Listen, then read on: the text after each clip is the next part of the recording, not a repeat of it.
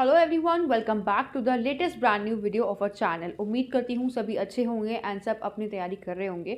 Basically ये video उन सभी सीए फाउंडेशन एस्पिरेंट्स के लिए है जो दिसंबर 23 के एग्जाम्स देकर आए हैं और उनको कन्फ्यूज़न है कि अगर वो पास नहीं हुए तो क्या होगा। तो देखिए, इस वीडियो में लॉ में जितने भी चेंजेस आए हैं वो डिस्कस करने वाले हैं। आपको बिल्कुल भी पैनिक होने की ज़रूरत नहीं है। अगर आप इस वीडियो को ध्यान से देख लेंगे बिना स्किप किए तो आपको अच्छे से समझ में आ जाएगा कि लॉ में कौन से चैप्टर्स ऐड हुए हैं। तो बेसिकली अब हम इस वीडियो को स्टार्ट करने वाले हैं। बात करेंगे कि आपके लॉ में कौन से चैप्टर ऐड हुए हैं, कौन से चैप्टर कट हुए हैं।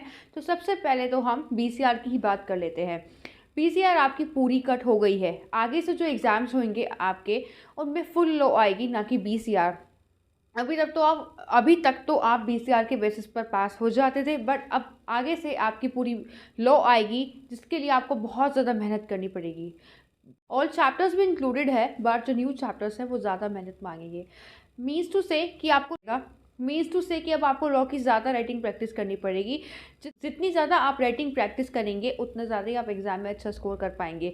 और अगर आपने राइटिंग प्रैक्टिस नहीं की तो एग्ज़ाम में जाके इस बार बिल्कुल प्रॉब्लम बन जाएगी, क्योंकि आपकी बीसीआर कट चुकी है। तो चलिए अब आते हैं मेन बात पर कि आपके कौन कौन से चैप्टर्स ऐड किए गए हैं।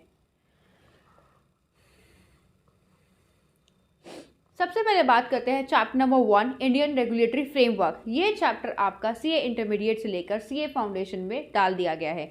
इसके अंदर जो यूनिट्स आती है वो है ministry of finance, ministry of corporate affairs, ministry of law and justice, SEBI, RBI, IBBI etcetera. ये सब यूनिट्स इस चैप्टर के अंडर में आती है।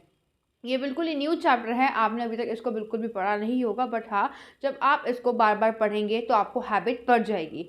सेकंड चैप्टर जो आपका है वो ओल्ड चैप्टर है, इंडियन कॉन्ट्रैक्ट एक्ट, जो फाउंडेशन का ही है।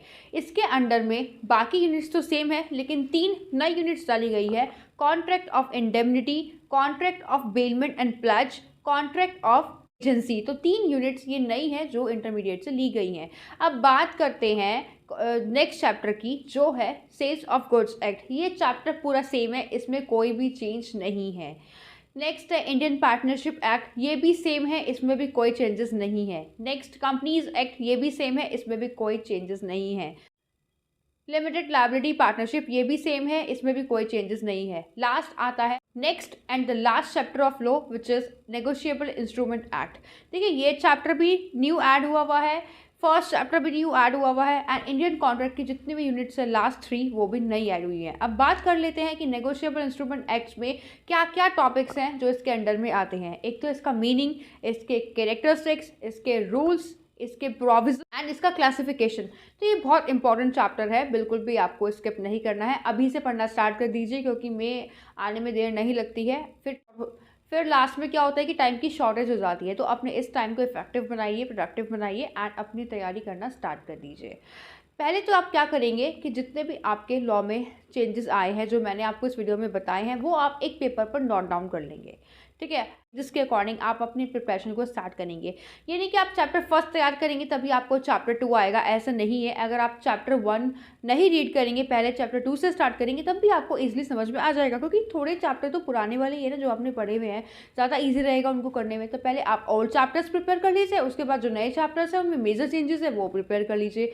इंडियन कॉन्ट्रैक्ट एक्ट की जो 3 नई यूनिट्स ऐड हुई हैं पहले उनको प्रिपेयर कर लीजिए, उसके बाद first and last chapter prepare कर लेना। बाकी अगर आपको कोई भी डाउट